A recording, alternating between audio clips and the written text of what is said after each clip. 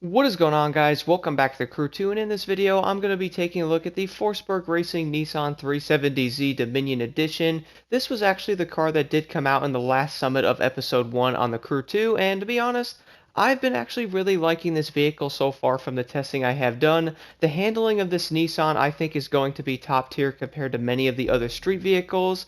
Now the overall acceleration on this car might be a little bit slower than some of the others, but personally, I don't think that's really going to affect this car in a negative way. I also really love the body style of this car as well. I think they did a wonderful job on all the Forsberg vehicles. And now that episode 2 is here as well, we do get to test out more of the cars with that, and or some crazy looking ones for that matter. But I have to admit, I think every vehicle in the episode 1 update was absolutely incredible.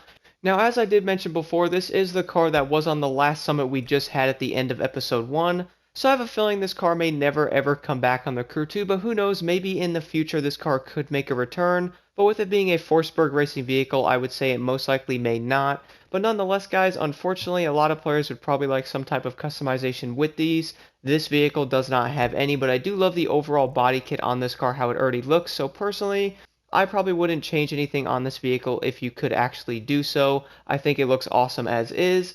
I would say that would probably make more players go after some of the Summit vehicles because let's be honest, you would probably want to change some things about some of the cars that do release, but unfortunately you really cannot customize any of the Summit cars. I do believe the only car you could still customize to this day is going to be the Lamborghini Performante, but one thing I really also loved about the Nissan guys is also the interior of this vehicle. Now it's obviously a race car, so there's not going to be much to it, but I'll show a deeper look at this here in a second when I also do that and the top speed run.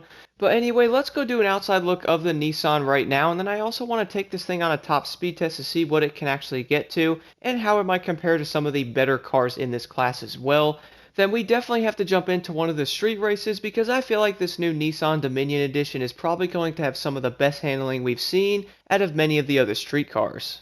And now taking an outside look of the new Nissan 370Z Dominion Edition, this actually might be one of my favorite looking cars from episode 1. I really do love the overall body kit and look of this vehicle, and let's take a listen.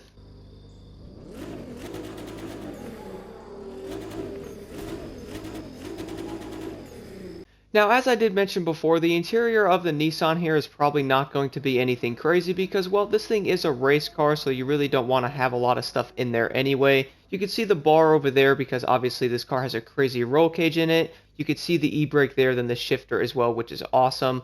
Then in the middle of the dash, I do believe those are going to be vents there, although I could be wrong. And then finally, we're going to have the digital dash in the middle, which obviously shows the gear that you're in and how fast you're also going. But let's be honest, a lot of players are probably not going to be looking at that.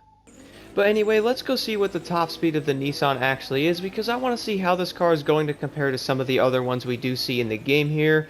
So I would say the acceleration on the 370Z Dominion Edition is also not that bad either. Even hitting the nitrous, this car does seem to get up to speed pretty dang quickly, so that's going to be a really good plus there for that matter. Some of the cars do struggle a bit. Let's see what the car can get to right now.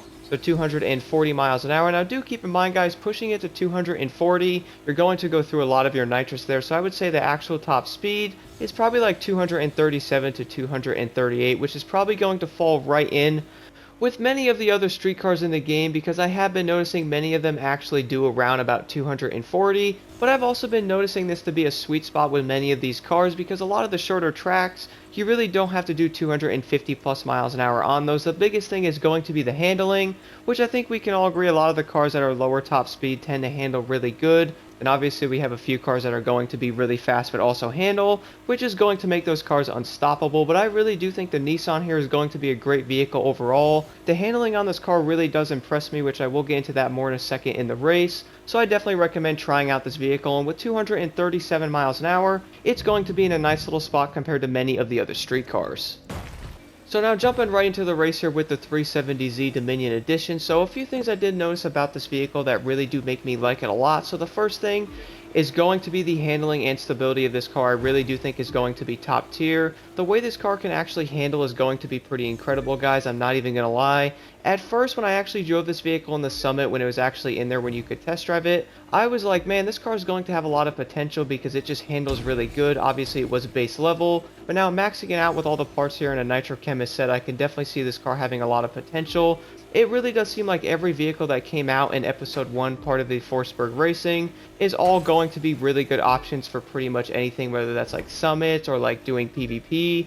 I feel like all these cars are going to be really fun to use and or easily compete in many of the events there. And now the top speed being a little bit lower on this car, I really don't think that's going to make much of a difference. The main reason why I say that is, well, even though this car does like 237, I do think the handling is going to make up for that. Now sure, if you guys do some of the longer events that have like bigger areas where you could go a lot faster, then yeah, this car might fall behind a little bit because, well, it's going to be like 20 miles an hour slower than like the Superleggera, which is definitely going to be a big issue. But if you're racing on a track or something, I would say this car is going to be just fine. Now, one thing I have been noticing when driving it is going to be the fact that, well, I feel like manual might be a little bit slower than automatic with this said vehicle because of the way it shifts, but then again, I actually put the car in automatic and it literally drives exactly the same. So if you guys are driving this car in manual, I would recommend shifting it as quickly as you can when starting, because you're going to be redlining really fast, which could be a bit of an issue, but also probably not, because, well, you might fall behind, and racing like the AI and all that, you're going to be just fine there. But if you're trying to get like the best times and all that out of a summit, that could be a bit of an issue when like trying to fly out of a corner. One of the biggest things I notice when racing some cars in manual is trying to keep the cars in the right gear around corners, and or being able to fly to them with the right speed can definitely be a bit of a challenge depending on the vehicle. That was one of the biggest issues I saw with the 4-speed transmissions, is the fact that you're always struggling trying to get them in the right speed. And my goodness, you're going to be shifting down, then losing power, then shifting back up. I will also be making a video about that as well in the future, because my goodness, those cars can get frustrating. Luckily, with this car being a 6-speed, having that slight speed delay when shifting might make you guys lose a little bit of time, but I don't think it's going to be groundbreaking in any way. Let me know what you guys think about the Nissan 370Z Dominion Edition in the comments below, and here are the settings I'm currently running on this vehicle.